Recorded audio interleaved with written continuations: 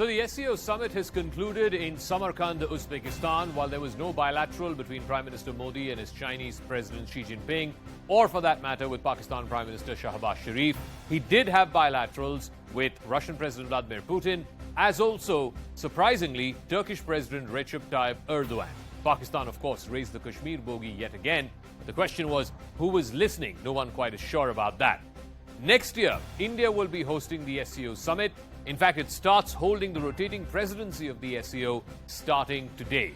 As India's stature in the world stage grows, the question that's going to be asked is how long can we be friends with the United States and European partners and yet at the same time be part of groupings like the SCO, which have Russia and China in it, which are antagonistic to the West.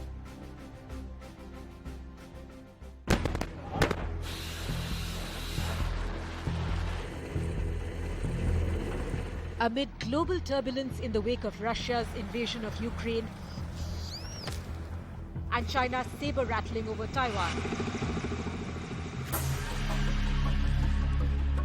Prime Minister Modi landed in Samarkand in Uzbekistan for the Shanghai Cooperation Organization summit. This is the first in-person SCO summit since the leaders gathered at Bishkek in Kyrgyzstan in June 2019.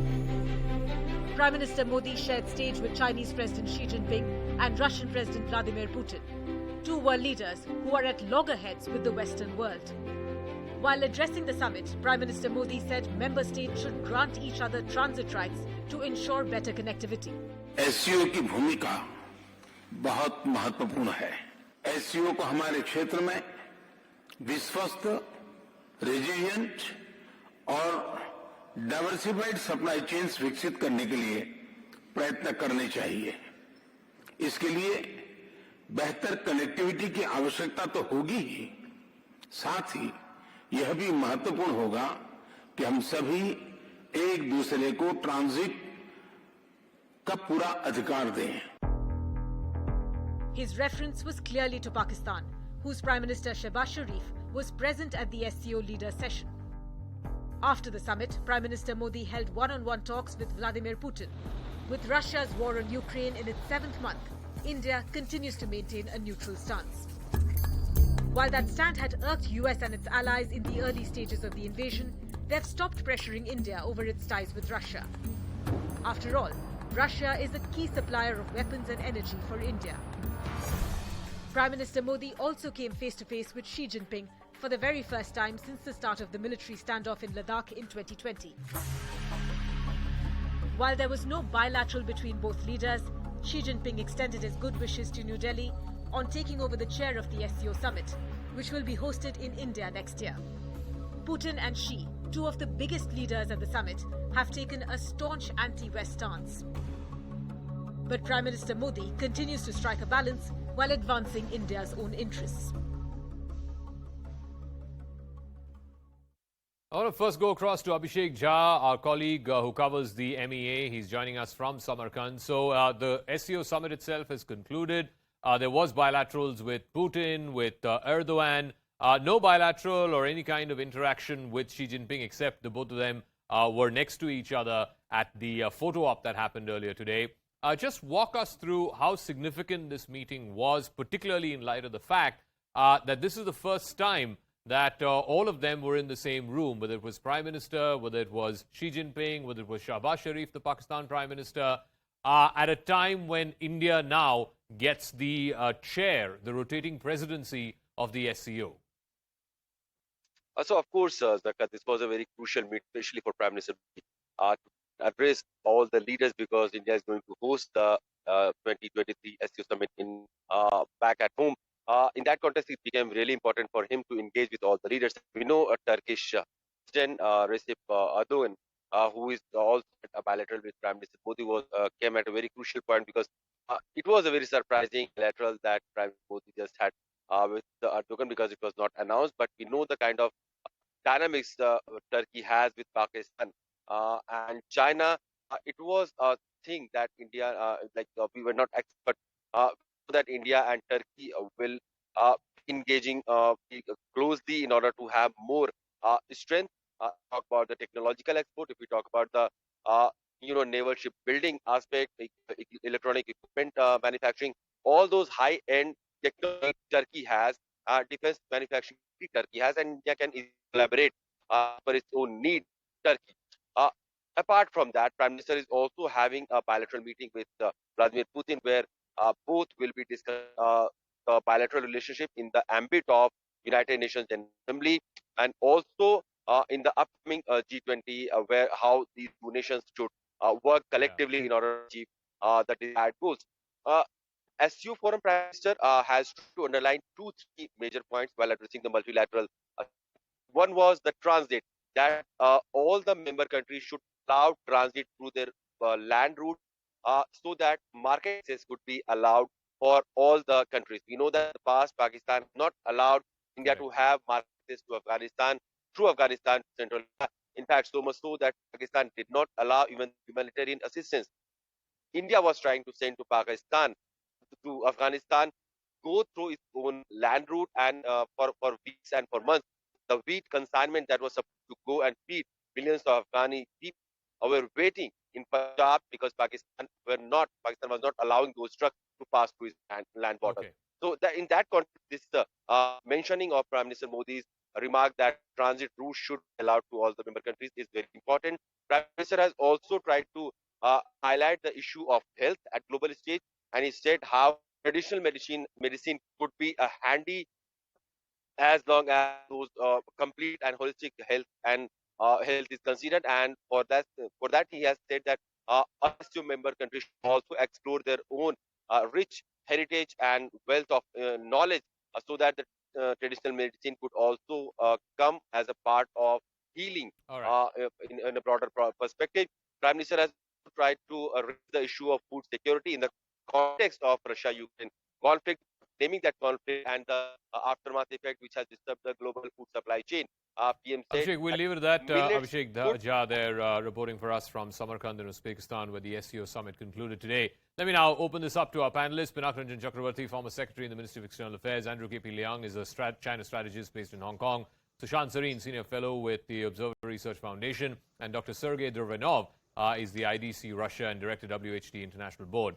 Let me start with you, Pinak Chakravarti, because I think just a few days ago, the Foreign Affairs Minister, Jaishankar, had described the state of the relationship between India and China will depend on the state of the border. And in keeping with that, do you think it was expected that there will be no formal interaction, not even a handshake or photo op exchange between the Chinese president and the Indian Prime Minister?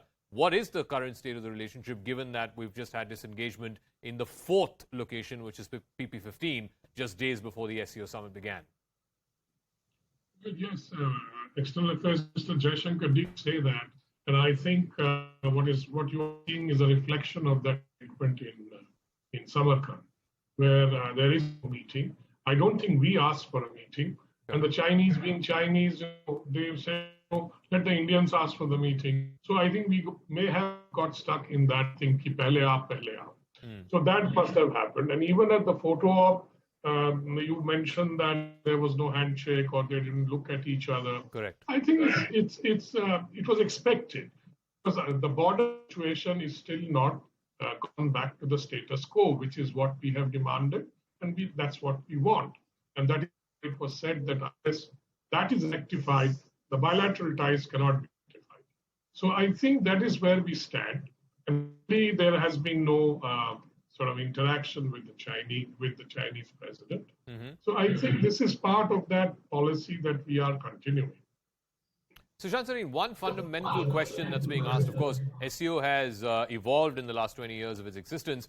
But what are we doing in a grouping which has countries like Turkey? Of course, there was a bilateral that the Prime Minister had with the Turkish president. It has Pakistan and Russia and China, which are now very firmly inimical to the West, to the United States, and to Europe.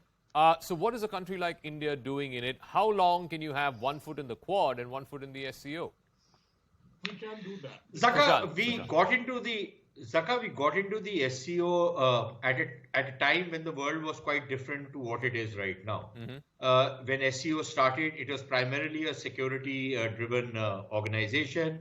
It was focused on things like terrorism and strengthening regional security.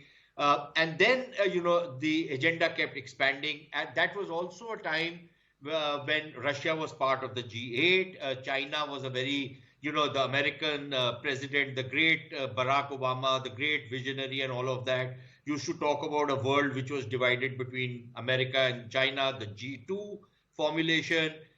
So that was a very different world. And this was a grouping at that point of time, which, we were not averse to getting into because we felt that, if there's a regional grouping coming up, it's better to be in it than be out of it. Yeah.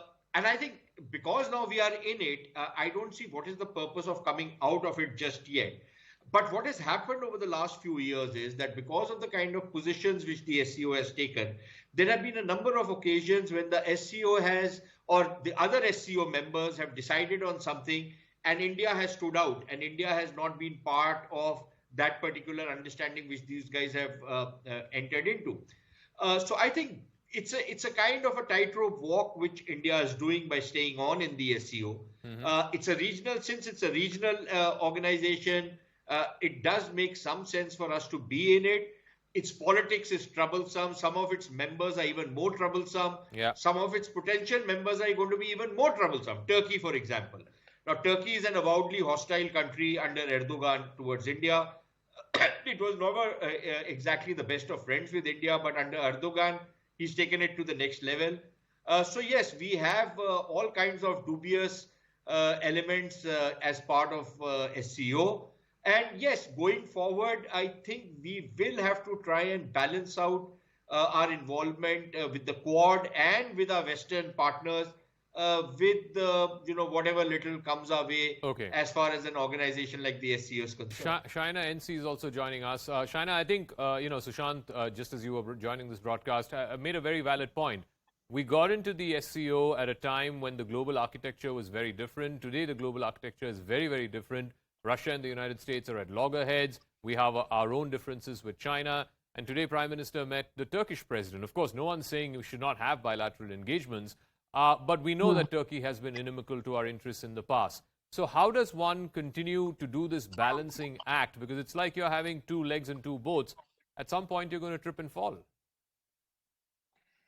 So, Zakka, I just want to say that what actually is the Shanghai Cooperation Organization? I mean, you look at the historic kind of influence, which obviously your other panelists have spoken about.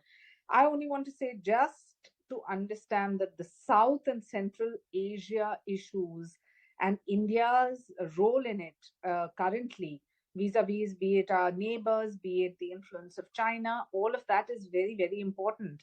And do understand, different prime ministers have played geopolitics very differently, but the prime minister, our prime minister, Narendra Modi ji, is in a commanding position when it comes to any decision which is taken in the larger interest of India. And the times are gone where India used to walk behind. So I think that our kind of major regional security issues need to be addressed. We need to have certain answers. Energy supply is a big question. Investment is always a matter of interest. So obviously, if we are part of this dialogue and discussion, only then will we have answers to the more serious questions that are relevant to India. But I do want to say that our country proud of Prime Minister, as is the world diaspora. And whenever you have engaging, be it trade, be it energy, be it investment, people have viewed India as a serious player. And that's not necessarily the case with places like Pakistan or even China for its double speak or its million colors of revolution. So I think that the results will be welcomed. And we are in safe hands, so just let's leave it at that. Andrew KP Leung is joining us from Hong Kong. Andrew Leung, Prime Minister Modi and President Xi Jinping of China have met, I think, 18 times in the last 8 years. This would have been the first time that they would have met since the Galwan clashes of 2020. And this was an opportunity for a meeting to sit across the table and figure out, what are each other's positions. And clearly, the fact that that meeting did not happen, that's on China, because China is the one that changed the status quo. Out of the 6 places where they changed the status quo, in 4, there has been disengagement that has happened, but 2 are still outstanding. And as the External Affairs Minister said a few days ago, the relationship cannot be normal until the border becomes normal. And that is entirely on China, not on India. Well, I don't think this, the Shanghai Cooperation Organization is a forum designed to solve bilateral problems. This particular meeting of the SCO is unlike any others because it comes at a time when the whole world order is changing fast. I mean, look at the war in Ukraine. For example, India is not exactly on the same page as the United States. It's trying to formulate a more constructive relationship with Russia. And if you look at the SCO, there are other members wanting to join, including Iran and various others. And the SCO is only one of other groupings in the developing world, like the so-called BRICS plus. Plus means plus African countries, other African countries, plus Afghanistan, and plus the Middle East and UAE and so on and so forth. Now, what does all these signify? It signifies that a complete shift in the whole world global order, an order no longer dictated at all times by the United States.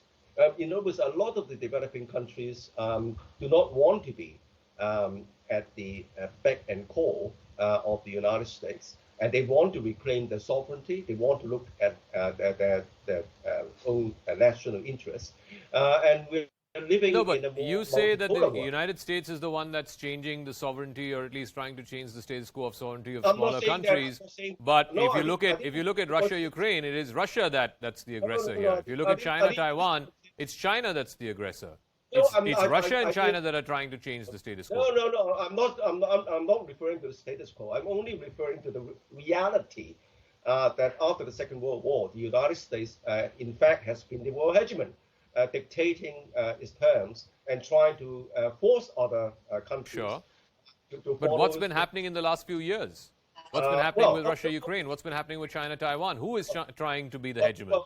Well, that's what I'm saying. Other countries have got to look at their own security interests as well, like India, like Russia, like China. So I think that more and more nations in the developing world are coming to this kind of thinking, and that's why the SCO and the idea of the BRICS Plus have a lot of traction. Okay, let me ask Sergei Dvornev, because when this war began, and understandably, NATO expansionism was continuing, it was knocking at Russia's doorstep, and so Russia carried out this special military operation. It's going to be 7 months now. There doesn't seem to be any end in sight, and with the recent reverses that the Russian troops have faced in the eastern parts, in Izium, in Kupiansk, does it seem likely that this war is going to continue to grind on? Or will Vladimir Putin and Russia have to come to some form of a negotiated settlement, as we're showing pictures of the bilateral summit between Prime Minister and President Vladimir Putin? India, of course, has taken a slightly more nuanced position from its Western partners when it comes to Russia. It's engaging Russia. It's still buying oil from Russia. But at the same time, you cannot have this war in eternity. It's got to end sometime. Yes, true, very true. But you cannot make any negotiations with evil. And first of all, I want to say that Russia is not to antagonistic mood to West. The West is an antagonistic mood to our country, unfortunately. It is not a war. Vladimir Putin, he very frankly explains that all this fascism and all this nationalism of Ukrainian society and military society, which was increased by the Western patronship of United States, show to us that it was many years back general strategic plan of the collective Western countries, and they do it against Russia because they in the mood of some exploitation and domination, we can say, under the eastern part of the world. Okay. That is their vision of the future. That is their, like we can say, the model of the development of society, of the human society. But Dr. But right now we can Duranev, see you know, that, here's the problem. The problem is if this was a swift 3-week operation or a 3-month operation, you know, everybody would have moved on. But this doesn't seem to be ending anytime soon. And the longer it goes on, it seems like Russia is not able to hold on to territory. Started off with, you know, wanting to take Kiev in a blitzkrieg. That did not happen. Then it got restricted to the Donbass. And now Ukraine is pushing back in a way that's even that it's even saying Crimea is on the table. we don't know. First of all, I'm completely believe to the will of God. Mm-hmm. We can see that eastern part of the world right now is a traditional part of the human civilization. We have Yes. some common roots. Even China and India, they have some particular interests, but they're not in direct conflicts. Because why? Because there's the two traditions, Asian civilization. Their roots in religion, their roots in some spirituality, and the family tradition. What we can see in western part of the world, we can see, first of all, it's like civilization, they lose their roots, spiritual roots, and they do some, create some new ideology, which Okay. is like service to the evil, service to the profit, service to the power. Okay, let me ask Pinak Ranjan Chakravarti. One it's big a peeve that the West had with India and maybe to a lesser extent with China around the Russia question was that India and China continue to import oil from Russia. The West believes, rightly or wrongly, that we're actually giving a leg up to Putin.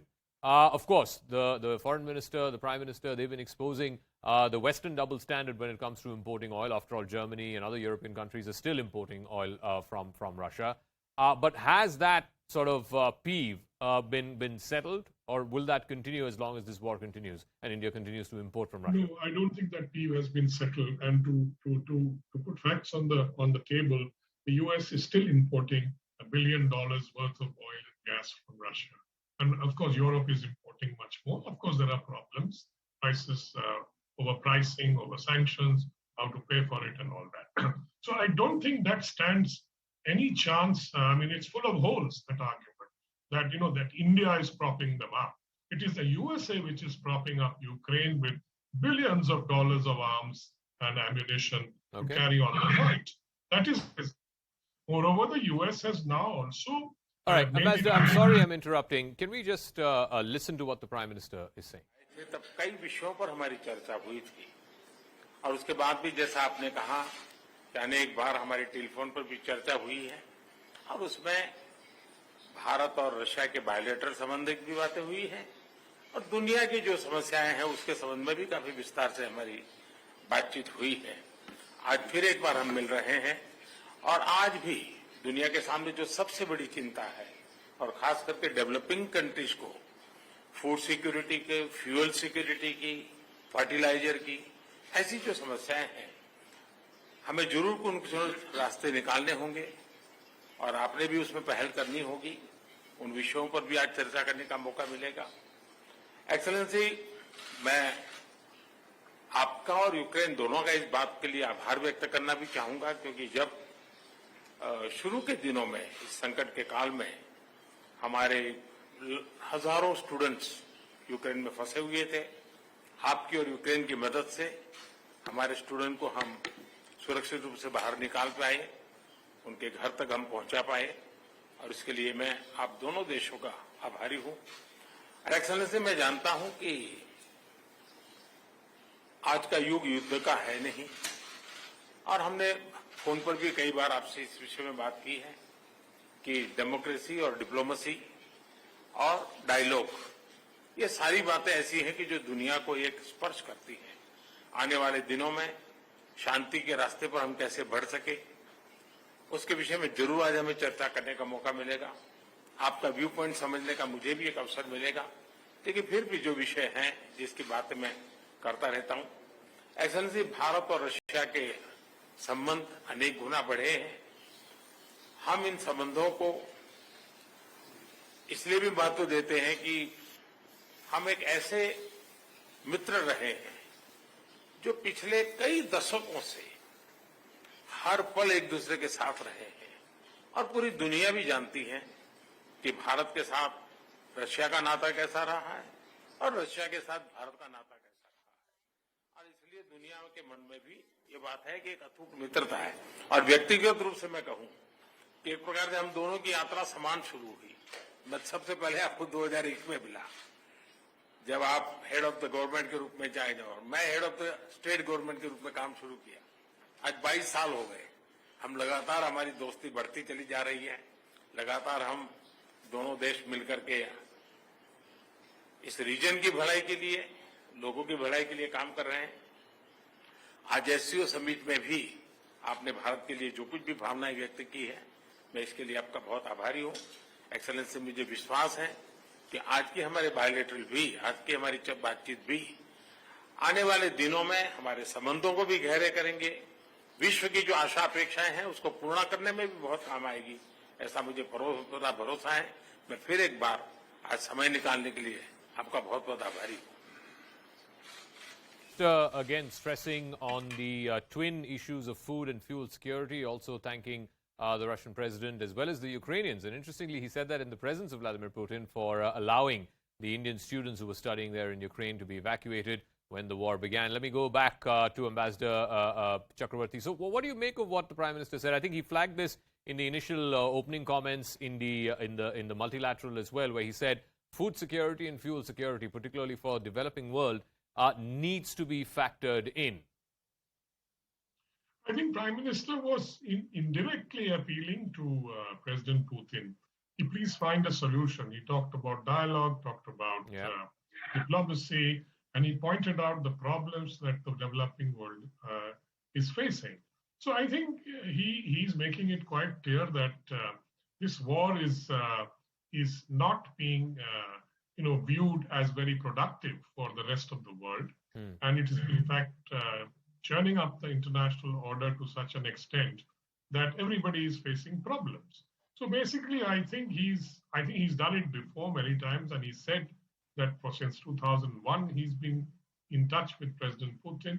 He was, and then has been talking to him in a friendly way.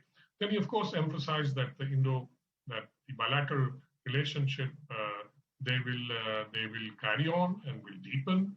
And so India is making it very clear, as far as Russia is concerned, our historic ties, etc. We still believe in it, that we can carry forward on those ties.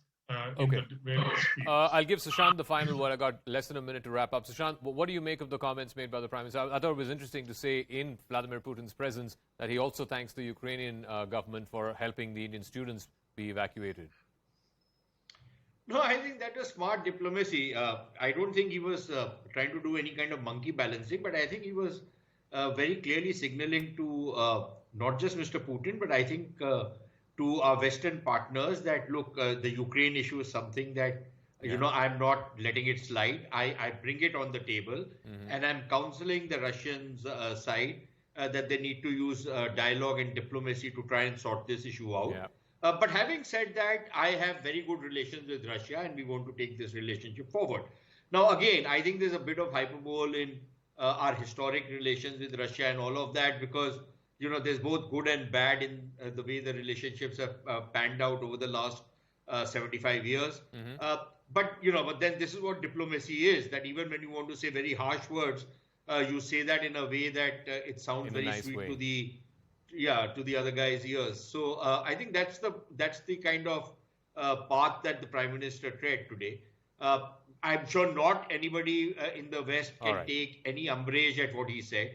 You can't, target him on that. Correct. But at the same time, he's pressed the right buttons as far as the Russia-Ukraine conflict is concerned and the India-Russia relationship is concerned. All right, we'll leave it at that. I want to thank all our guests, Sushant Sareen, Mr. Chakravarti, Andrew K.P. Leong, and of course, Dr. Sergey for joining us.